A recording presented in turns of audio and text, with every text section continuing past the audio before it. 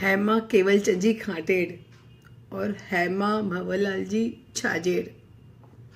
खाटेड़ परिवार की सबसे बड़ी बहू और छाजेड़ परिवार की सबसे बड़ी बेटी और मेरी सबसे बड़ी बहन। जिंदगी तो हर कोई जीता है, पर जो जिंदगी उन्होंने जी है ना, वो एक मिसाल है। दादा दादी, चाचा चाची, मामा मामी, काका काकी, बुआ भरोसा, इन सब का आंखों का तारा होना तो आम बात है, पर अपने ससुराल में अपनी सास के आंखों का तारा बनना, अपनी सास, ऐसी सास जो आपकी माँ से भी ज्यादा आपकी बीमारी में आपकी सेवा करती हो, ऐसी सास मिलना जो खुद बीमार होने के बावजूद उन्होंने मेरी बहन की इतनी सेवा की है, इतना ध्यान रखा है, जो शायद आजकल की हम माँ से भी इतनी उम्मीद नहीं कर सकते हैं। इतनी सेवा उनकी सास ने उनको की है। और ऐसा नसीब तो नसीब वाली बहू, ऐसी नसीब तो नसीब वाली बहुओं को ही मिलता है। इतना जो उनके परिवार में उनको जो पैम्परिंग मिला है, जो प्यार मिला है, उनकी ननद बुझता कहते नहीं थकती है, उनके देवर बुझता कह के नहीं थकते हैं, उनकी देवरानी इस बीमारी में, इस कैंसर वाली बीमारी में, जो बीमारी का शायद कोई टाइम लिमिट नहीं है, ना ये 10 दिन की है कि ना ये 15 दिन की है, फिर भी डेली नीचे आना, कुछ काम हो तो पूछना, उनके देवर के बच्चे नीचे रोज आना, बड़ी मम्मी कुछ काम है, बड़ी मम्मी कुछ काम है, वो करना। हर कोई दुनिया में नहीं करता है इतना। हमेशा ननद कुछ काम हो तो बुझीता, कोई काम है तो मैं आ जाऊं, कुछ काम हो तो हम आ जाए। वो बुझीता भी ऐसी थी ना कि अपनी ननद पे, देवर पे इतना जाल लुटाती थी, हर एक इंसान पे।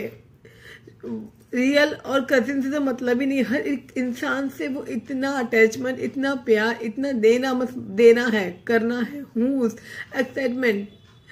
वो भी सोचते हुए भी, उनकी ननद को जब मायके आना होगा तो भी सोचते हुए भी वो होगा कि यार हम मायके जा रहे, पर हमारा वेलकम करने वाले, हमको पधारो साहब बोलने वाली, आओ भाई साहब क्या बनाओ क्या करो करने वाली वहां भाभी नहीं होगी। सोचो उन नंदों का, उनकी प्यारी भाभी जो उनकी फेवरेट भाभी थी, वो अभी कोई भी उनको वेलकम ही नहीं करने वाली। उस घर में जाने से पहले उन बुआओं की क्या हालत होती होगी। मेरे जीजा जी बहुत बहुत बहुत पुण्य के में होंगे तो दीदी को ऐसे पति मिले, रिटेल काउंटर में सुबह 8 से लेकर रात को 12:30 तक, 1 बजे तक संभालना, रात को आके खाना खा के, रात को 1 बजे बाद आके खाना खा के मेरी दीदी की तेल की मालिश करना, सर में हाथ पाँव उनके दर्द करते तो वो मसाज करना, मालिश करना, उनको रिलैक्स करना ताकि उनको चैन से नींद आ जावे, और फिर सोना, और नेक्स्ट डे मॉर्निंग में वापस 8 बजे ऑफिस के काउंटर खोल देना। और वो भी चेहरे पे हमेशा मुस्कान के साथ, कभी भी ऐसा नहीं कि मुझे ये करना पड़ रहा है, ऐसा कहीं नहीं देखा है। इतनी मेरे जियाजी ने मेरी दीदी के लिए पैसा पानी की तरह बहा है। कभी नहीं किसी ने बोला यहाँ जाओ तो यहाँ गए, किसी ने बोला यहाँ जाओ तो यहाँ गए, कभी नहीं देखा कि मैं रुपया देख रहा हूँ या यहाँ इतना खर्चा हो रहा है, हाँ ये करना है, बस कोई भी ट्रीटमेंट करो। ऐसी ट्रीटमेंट हमने नहीं जानी है उनके द्वारा कि ऐसी ट्रीटमेंट भी होती है, कभी नेचुरल थेरेपी, कभी होम्योपैथिक, कभी आयुर्वेदिक, कभी एलोपैथिक, कहाँ हमने आज कितनी चीजें ऐसी ट्रीटमेंट है जो पता चला कि हाँ ऐसी ट्रीटमेंट भी होती है। कोई फील्ड नहीं छोड़ा जिया जी ने मेरी दीदी को बचाने के लिए। उनके बच्चे खुनाल, चीमी, टीमी, खुनाल तो इस जमाने का श्रवण बेटा कहो तो भी कम है। वो बच्चा कई रातों, पिछले 1-1.5 महीने से कई रातें जो उसने रात को प्रॉपर नींद नहीं ली है, रात को 2 बजे 3 बजे दीदी का पेट दर्द करता, ये करता तो उठता। कभी ऐसा नहीं, बच्चे कभी कभी कंटाल जाते हैं, मम्मी अभी सो जाओ, दुख रहा है, मुझे नींद आ रही है। अरे ये बच्चा तो 1 सेकंड में माँ की आवाज है उससे पहले उठ के बैठ जाता। न जाना ये जो उसकी आदत पड़ गई है ना, आधी आधी रात को जगना, नींद नहीं लेना, पता नहीं अब कितनी रातें जाएगी, कितनी रातों के तो उसको ललवा आएगी, यूं माइंड में आएगी कि शायद मेरी मम्मी आवाज तो नहीं लगा रही कि मेरा पेट दुख रहा है कुरान। पता नहीं कब ऐसा आएगा जब उसको पूरी रात चैन की नींद आएगी। उनकी बड़ी टीम ही, कभी भी हम फोन करते हैं हॉस्पिटल में, चाहे बड़ा ऑपरेशन पहले वाला हो, कीमे हो, अभी नेक्स्ट ऑपरेशन लास्ट हुआ वो हो, हॉस्पिटल में कौन है? टीम ही है। हॉस्पिटल में कौन है? टीम ही है। हॉस्पिटल में रहना इतना आसान नहीं है, हर कोई जानता है। 2 दिन हम हॉस्पिटल में रहते हैं ना, तो हमको पता चलता है कि हॉस्पिटल में रहना कोई आसान नहीं है। वो बच्ची हर बार हॉस्पिटल में रहती, अपनी मम्मी की अप डाउन तबीयत वो देखती। हम मूवीज वगैरह में देखते हैं ना कि कोई पेशेंट एकदम इमरजेंसी आ जाती है, उसको शॉक दिए जाते हैं, उसे पंपिंग होती है, हम जानते हैं वो ड्रामा है, हम जानते हैं वो ड्रामा है, फिर भी हमारी धड़कन तेज हो जाती है। इस छोटी सी बच्ची ने अपनी माँ के ऊपर वो ट्रीटमेंट होते हुए देखे है। अपने हाथों से उसको खिचड़ी खिला के निकली हुई बेटी आधे घंटे में देखती है कि उसकी मम्मी के रूम में से मशीन की जोर जोर से आवाज आ रही है। छोटी सी खिड़की में से देखती है तो देखती है डॉक्टर उनको शॉक दे रहे, पंपिंग कर रहे, डॉक्टर यहाँ वहां भाग रहे हैं। उस छोटी बच्ची के ऊपर क्या बीता होगा। 4 दिन हो गए उसने हॉस्पिटल छोड़ दी, पर मशीन की पिप पिप पिप पिप पिप आवाज उसको सोने नहीं दे रही है। आंख बंद कर रही है तो उसकी माँ के ऊपर होने वाली शॉक वाली ट्रीटमेंट उसके सामने आ रही है। वो लड़की 4 दिन से सो नहीं पा रही, आंखें इतनी सूज गई है। इतनी इतनी सेवा करने वाले बच्चे इस जमाने में, दिल से सेवा करने वाले कभी नहीं मिलते। उनकी शादीशुदा बेटी एक आवाज बोले कि तबीयत ठीक नहीं है, उसके ससुराल वाले उसको भेज देते। कुदरत ने मेरी दीदी को एक ही बेटा दिया है, पर उनके जो इतने अच्छे पुण्य, उनकी व्यवहार कुशलता, उनके कार्य के हिसाब से उनके जमाई के रूप में उनको एक और बेटा मिला। बेटे से भी ज्यादा प्यार करने वाला उनको एक जमाई मिला, जो मम्मी मम्मी मम्मी कह के नहीं थकता। कभी भी थोड़ी सी नरम गरम दीदी की तबीयत होना तो फटाक से चिमी जा तेरी मम्मी के पास, चिमी जा तेरी मम्मी के पास। और जब इतने अच्छे संस्कार होते हैं ना, वो संस्कार है ना कहाँ से आते हैं? उनके माता पिता की ओर से आते हैं।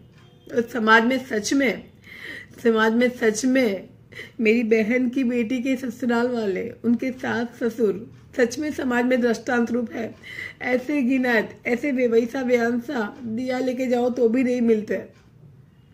वो कभी भी, इसकी मम्मी की मेरी दीदी की तबीयत खराब होती तो कभी भी बोलते जा बेटा मम्मी की तबीयत नहीं, कभी भी बुलावे जाना। इन दिवाली में जब पूरा परिवार उनका साथ में था, उनको बोला कि तबीयत ठीक नहीं है, दूसरे ससुराल वाले होते बोलते यार तो रोज खराब होती है, नए दिन में तो बहू घर पे रहेगी। उनकी सास ने बोला बेटा दिवाली तो हर साल आएगी, दिवाली तो हर साल आएगी, तेरी मम्मी को तेरी जरूरत है तो तू जा। 3 बजे बोलने वाली सास को 6 बजे 8 बजे की ट्रेन में उसको रवाना कर दिया और भेज दिया अपनी बेटी के, अपनी माँ के पास। ये सच में ये जो सास ससुर है ना, अगर ऐसे समाज में हर कोई सास ससुर हो जाए ना, तो किसी की माँ को कोई टेंशन नहीं रहे, क्योंकि बेटी एक माँ को छोड़ के दूसरे माँ के पास ही जाती है। दीदी के परिवार के बच्चे, उनके देवर के बच्चे, उनके ननद के बच्चे, उन सबके साथ भी मेरी दीदी का इतना बॉन्ड था। बच्चों के साथ बच्चों बनना, बड़े के साथ बड़े बन जाना, इतना मतलब इतना एक्साइटमेंट रखना सब। आज वो बच्चे बोलते क्या हम अब मामा के घर, मामा तो बोलते हैं ना, हम घर मामा का होता ही नहीं। कभी भी घर के बाहर नेम प्लेट में भले ही किसी पुरुष का नाम होता है, पर वो घर रियल में होता है महिलाओं का ही, वो घर रियल में महिलाओं का ही होता है। उस घर की रौनक ही महिला होती है। सच्चा किसी घर की महिला ही चली जाए तो उस घर की क्या हालत होगी। तो बच्चे अभी किसको बोलेंगे मामी हम आ रहे हैं, तो तुम ये बना के रखना, लेट नाइट तक मामी के साथ मूवीज देखना, गप्पे करना, मस्ती करना, डांस करना, बच्चों के साथ बच्चे बन जाना। अब शायद ऐसी कोई छुट्टियां नहीं आएगी जब वो मामी उनकी इतनी खातिरदारी करेगी। वो नंदे, जब मेरी दीदी की लास्ट विदाई होने वाली थी, उनको रेडी किया जा रहा था, नॉट एन रिचुअल, वो रिचुअल से उसको तैयार नहीं करते। ऐसे कहते सच में मेरी दीदी को कोई फंक्शन में जाना है, इतना लाड से इतना कोड से मेरी दीदी को तैयार किया है। उसको बैंगल्स बनाते वक्त बोला क्या, हाँ भुजीता हमेशा बोलता है माँ भाई आपके लाए मेरे नहीं लाए, आपके लाए मेरे नहीं, लो आपके भी लाई, अच्छे से अच्छा लाए। मेकअप किया है कोड से, लाइनर लिपस्टिक, ये शौक से, नॉट इट इज विजुअल क्योंकि ये पहनाना पड़ता है, ये करना पड़ता है, नहीं सच में देखो अच्छे से हुए तैयार, अच्छा है, पसंद आ रहा है। ऐसे जो उनको विदा किया है उनको, मतलब इतना अच्छा ससुराल तो बहुत नसीब वालों को ही मिलता है। उनकी काकी सास, मासी सास, मामा सासू जी, मामा ससुर जी, बुआ सास, बुआ ससुर जी। मेरी दीदी घर में सबसे बड़ी बहू है, पर उन्होंने अपनी व्यवहार कुशलता से हर किसी के दिल में, हर एक रिश्ते के दिल में अपनी एक अनोखी जगह बना के रखी है। आज हर किसी की आंखें नम है। और जब आपको पूरे परिवार से इतना प्यार मिलता है ना, तो क्या होता है कि हम प्यार देते तो प्यार मिलता है, सम्मान देते तो सम्मान मिलता है। जब पूरा परिवार, ससुराल का पूरे परिवार अगर आपको इतना प्यार बनाता है, सब अपने फेवरेट बनते हैं ना, तो हम अंदाजा लगा सकते हैं कि मेरी दीदी ने सबके साथ कैसा व्यवहार किया होगा। हम ये सच में अंदाजा लगा सकते हैं कि उन्होंने सबको कितना दिया होगा जो उनको ये सब वापस मिल रहा है। तीनों बच्चे ऐसे, जिया जी ऐसे, मेरी चोटी का दम लगा दिया मेरी दीदी को ठीक करने के लिए। मेरी दीदी ऐसी व्यक्तित्व थी कि वो चाहती थी कि जब मैं दुख में हूं ना, तो मुझे कोई मत देखो क्योंकि आप दुखी होंगे। मैं सुख में हूं तो सब आओ, मिलो, हंसी मजाक करो। रिसेंटली मैं, पापा, मम्मी, हम लोग उनसे मिलने गए थे। उनकी तबीयत थोड़ी ठीक थी। दोपहर को हम कुछ 5 बजे निकलना था, 4:30 को उनकी तबीयत थोड़ी सी खराब हुई। तो प्रार्थना करते, भगवान आप लोग मम्मी पापा को भेज दो, उसके बाद मेरे पेट खराब होना, कि मैं नहीं चाहती कि मेरे माता पिता मुझे इस कंडीशन में देखे, मुझे ऐसे तड़पता हुआ देखे और दुखी हो। इसलिए भगवान एक बार फट मेरे पापा मम्मी यहाँ से निकल जाए, रवाना हो जाए, फिर मेरी तबीयत अब खराब करना। मेरी दीदी जैसा तो व्यवहारिस्ट, व्यवहार कुशल शायद मैंने कोई महिला नहीं देखी है। सगा क्या और पितराई क्या, कजिन क्या, मतलब इसमें तो कोई अंतरनी नहीं है। कोई रिलेशन कितना दूर है, पुराना है, हर किसी से एक पर्सनल टच, हर किसी की रिक्वायरमेंट, जरूरत पहले से भाप जाना, पहले से सामने से बोल देना। ऐसी मेरी दीदी। और इन दोनों परिवार में दीदी आपके जाने से बहुत बड़ी क्षति हुई है, बहुत बड़ी क्षति हुई है। आप ऐसे इंसान है ऐसे इंसान जिन्होंने अपनी इतनी छोटी सी उम्र में, इतनी 50-51 साल की उम्र में अपने ससुराल से इतना जश कमाया, इतना जश कमाया। ससुराल के जितने भी उनके कॉन्टैक्ट है, जिनके साथ उनके संबंध है, चाहे नेबर है, चाहे ससुर वाले हैं, चाहे मायके वाले हैं, हर किसी का इतना बॉन्ड और प्रेम बनाए रखना है ना। उनकी बुआ है, जो पियर में उनकी बुआएं है, बुरोसा है, मामा है। हम जब तक शादी नहीं करते तब तक तो हम सबके साथ अपना बॉन्डिंग हमारा अच्छा ही होता है, पर शादी के 30-35 साल के बाद भी तुम्हारा इतना ही बॉन्ड होता है। वो तब होता है जब आप उनके साथ कैसा व्यवहार निभाते हो, उनके साथ कितना प्यार बनाए रखते हो। तो प्यार की मूर्त थी मेरी दीदी। भगवान ऐसे लोगों को क्यों बुला देता है। मेरी दीदी के घर की क्या हालत होगी, उस घर में महिला ही नहीं है। उनकी सास की क्या हालत होगी, वो खुद बीमार है, अब वो घर में पूरे दिन अकेली। बेजुबान है इंसान तो क्या, वो बेजुबान को इतना, उनका कुत्ता है पेट लव, उसको उन्होंने इतना प्यार दिया, इतना प्यार दिया।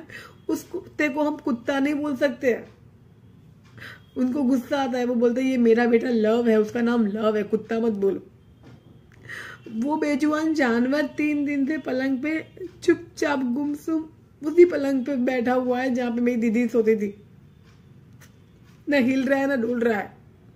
कभी कभी उस कुत्ते के आंख में से भी आंसू निकलते हमने देखे। सोचो कैसी इंसान होगी, कैसी इंसान है मेरी दीदी। Miss you so much, miss you, strong fighter, बहुत बड़ी फाइटर थी मेरी दीदी। इन्होंने जितनी अपनी जिंदगी में इतना विल पावर रखा है ना, मैंने और किसी में इतना विल पावर नहीं है। We will miss you so much दीदी, सो मच। और इतना अच्छा परिवार, अगर किसी को भगवान ऐसी बीमारी देता भी हो ना, तो इतना पैम्परिंग करने वाला परिवार जरूर देना। ऐसे पति, ऐसे बच्चे, उसके ससुराल वाले, सासू जी, उन्होंने अपनी ज़िंदगी में अपने दादा ससुर जी, दादी सासू की बेड में थे, उनकी इतनी सेवा की है ना, शायद उन सब पुण्यों की वजह से उनको इतनी, इस बीमारी में, भयानक बीमारी में उनको इतना पैम्परिंग मिला है। और वो भी एक स्ट्रेंथ बनती है जब आपकी बीमारी में आपका परिवार आपके साथ इतनी पैम्परिंग करता है, आपकी खुशियों का ध्यान रखता है कि आपको क्या अच्छा लग रहा है, आप खुश होंगे। मेरी सिस्टर्स वगैरह में गई थी उस दिन, दीदी की तबीयत इतनी खराब थी, वो बेड पे थी, आँख भी नहीं खुली थी। फिर उनकी सिस्टर इन लॉ की ननद बोलती है, व्यान से आइसक्रीम खाओ, को किस गले से उतरती है, फिर भी बोला खाओ, आपकी बहन बैठी है, वो खुश होगी कि मेरी बहन को आइसक्रीम खा रही है, वो आपको खाता हुआ देख के वो अंदर से खुश होगी। वो मेरी बहन को बोल